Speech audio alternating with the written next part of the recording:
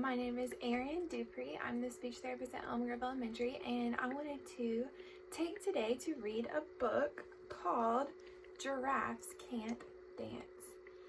This is a great book to read, but also to get moving some if you're feeling stagnant in reading books. This is a pretty good book to maybe try some new movements. So here we go. He was very good at standing still and munching shoots off of trees, but when he tried to run around, he buckled at the knees. Maybe I should move a little closer.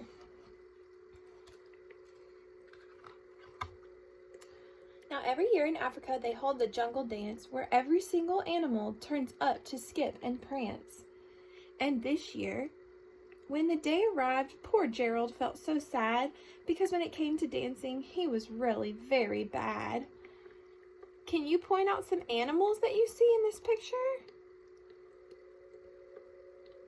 Maybe you can name some for your mom or your dad or brother or sister, whoever's reading it with you.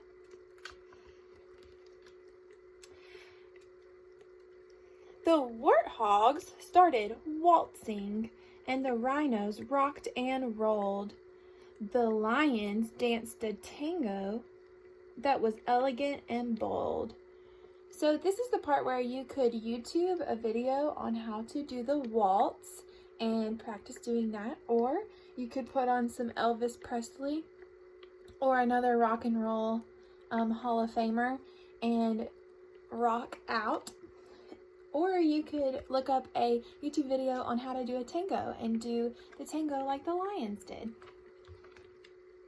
The chimps all did a cha-cha with a very Latin feel, and 8 baboons then teamed up for a splendid Scottish reel.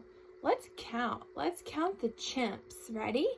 1, 2, 3, 4, 5, 6. And let's count the baboons. 1, 2, 3, 4, 5, 6, 7, 8. Good job. Now you can look up the cha-cha like the chimps did and try it, or you can put on the cha-cha slide. That's more my style because it tells you exactly what to do and when to do it. Or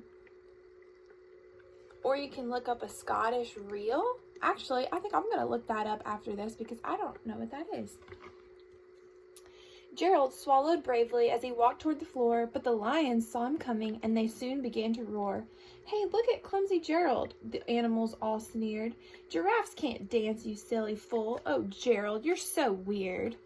Aw, that's not very nice. Gerald simply froze up. He was rooted to the spot. They're right, he thought. I'm useless. Oh, I feel like such a clot. So he crept off the dance floor and he started walking home. He'd never felt so sad before, so sad and so alone. Then he found a little clearing and he looked up to the sky. "The moon can be so beautiful," he whispered with a sigh. "Excuse me," coughed a cricket, who'd seen Gerald earlier on. "But sometimes when you're different, you just need a different song." Can you find the cricket in this page? He's very, very tiny. He's right there. He kind of blends in a little bit. "Listen to the swaying grass and listen to the trees. To me, the sweetest music is those branches in the breeze. So imagine that the lovely moon is playing just for you. Everything makes music if you really want it to." With that, the cricket smiled and picked up his violin.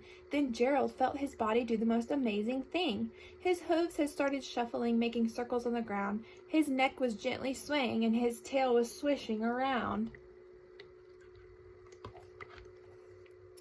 He threw his legs out sideways, and he swung them everywhere. Then he did a backward somersault and leapt in the air.